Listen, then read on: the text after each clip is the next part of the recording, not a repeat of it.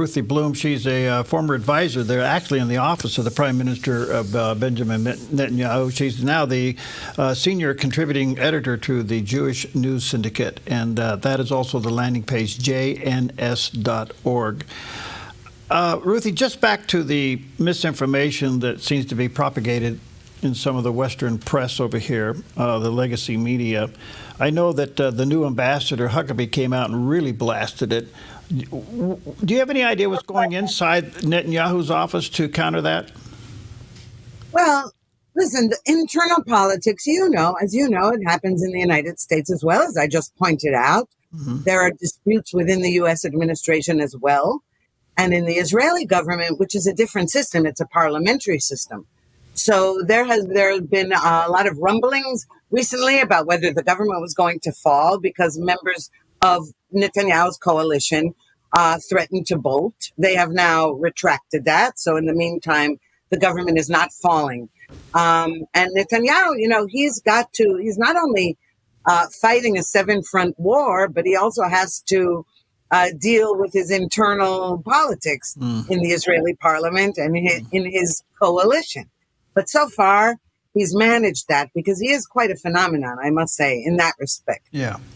In a way similar to President Trump, who had all kinds of things, pressures on him of various kinds, and still manages to run the country. It looks like some kind of action against Iran is imminent. On the table has to be the consideration of immediate response from Hezbollah, the Houthis in Yemen. Of course, we already know Hamas is upside down. And Syria. I would imagine Syria is going to be responding to this. Do you think that is part of the consideration of whatever the imminent attack would include? Well, of course. But let's get one thing straight. Hezbollah, Israel really decimated Hezbollah. Syria, the new leader of Syria, who was, actually a wanted terrorist for many years and a member of both of ISIS and Al-Qaeda, alternately, but he put on a suit and tie and claims to have changed his stripes. Now, we don't know if that's true. But one thing we do know is that he's been sucking up to the United States. And so I'm not sure that he would be joining in on Iran's side. Okay. After all, he toppled the Assad regime that was with Iran as an ally. Now, but you're right. Iran's proxies are all over. Now, the Houthis in Yemen have continued to fire missiles at Israel, and luckily most of them have been intercepted. But this is almost a daily occurrence, and Israel launched another strike on the port in Yemen a couple of days ago. So when you ask me, okay, what considerations are there? Of course, there are considerations about the hostages. There are considerations about what kind of retaliation Iran would launch. And the one thing we do know is that Israel severely, severely weakened Iran's air defenses. Back in October, Israel launched a strike. It took out Iran's air defenses, and nothing happened. Iran didn't even manage to down Israeli planes. So if there's ever a time to do it, also the Iranian economy is in the tank. The Iranian people wish to topple the regime. All of this with a weakened Iran, this would be the perfect time to take out its facilities, actually. So are the citizens of Israel behind attack on Iran? Yes and no. The citizens of Israel who are conservative, yes. The progressives, no. Okay? Just like in America, when you think of Israel, if you compare it to the United States, because there are many similarities, even though Israel is a Middle Eastern country, it's very Western and very American in many ways. Mm-hmm. And you have to understand that Israel, especially since it's a Jewish state, and as you and I both know, Jews tend to be liberals. Even when there's a right-wing government in Israel, the academics, members of the media, all of that are on the left. So very often you're getting a distorted view of Israeli public opinion. Right. Public opinion is with taking out the enemy, defeating the enemy in order to achieve peace. The left never holds with that assessment. Okay.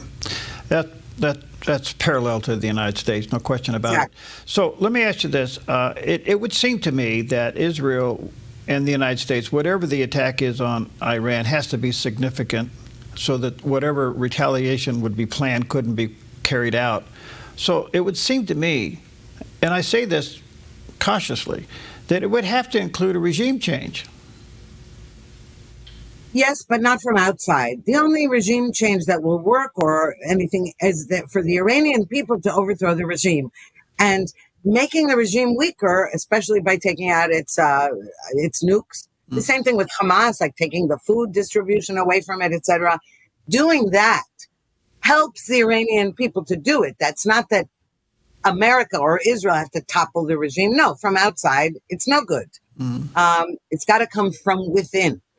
But I will say something when you say about Iranian retaliation. Israel has been very good about, we have bomb shelters, we have early warning signals. Israelis are warned, go to your bomb shelter right now, children in school, etc. It's what happened when Iran fired hundreds of missiles into central Israel months ago, and nobody got hurt. Yeah, they called the Iron Dome. The Iron Dome, but not just the Iron Dome, because not even when the missiles aren't intercepted, if you are in your bomb shelters, then you're not going to get hurt. Yeah.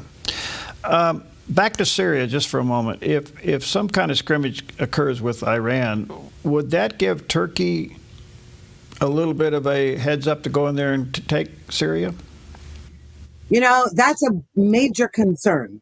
And there are arguments about this, even among conservative analysts in the United States, about whether it's good to have Turkey in there taking control or bad. I believe it's bad.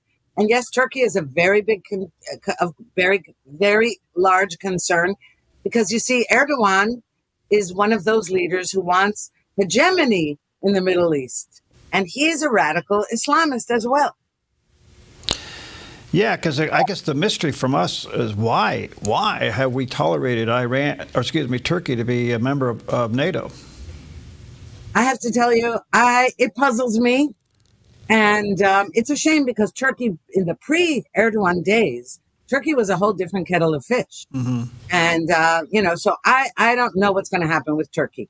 There are so many moving parts here. But one thing we do know is that Iran is the head of a snake that has to be taken out. And I mean the regime, not the people. Right. And that President Trump has made clear, and so has Prime Minister Netanyahu, this is not a beef with Iranians. It's a beef with that regime, and it's being on the verge of having nuclear weapons. Yeah. Saudi Arabia joining the accord, is that significant now, or does it matter when it happens? Well, I don't think it can happen until Iran is defeated. I mean, Saudi Arabia is not an ally of Iran, on the contrary. But it's waiting to see who the strong horse is. That's the thing with Saudi Arabia. Saudi Arabia was on the verge of maybe joining the Abraham Accords. How do we know that? Because Saudi Arabia gave tacit approval to the Gulf countries to sign those accords. They would not have done so without Saudi approval. However, it was really waiting to see, especially after October 7th, who's winning this war, because, it will not tie itself to the weak horse. And so, with all the chummy we saw between the Saudi crown prince and President Trump, that's all well and good. But I'm sure he's waiting to see what is happening, who's going to emerge victorious in order to decide whether to sign accords brokered by Trump. Yeah. Ruthie, thank you for your time. Here you are at stateside, hopefully getting a little R&R, and you give us a few moments here. Let me say how much I appreciate that. Let me say to our viewers and listeners, check out the website, jns.org, which is the Jewish News Syndicate. That is the place where it happens. And you could also maybe pick up her television show there on JNS TV, Israel Undiplomatic. Thank you, Ruthie. God bless you, my friend. God bless you, Perry.